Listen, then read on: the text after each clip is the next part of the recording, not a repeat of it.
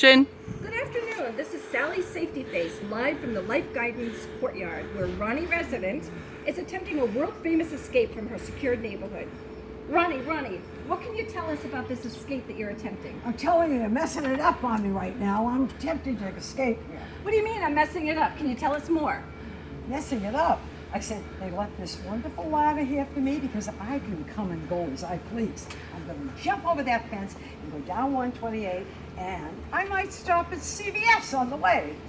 Ronnie, we are so excited to watch you make this sneaky escape attempt. Can you tell us what you're thinking right now as you go up? Sneaky escape. There's at least 10 television cameras or cameras out there watching me. My ladder fun is done. It's over.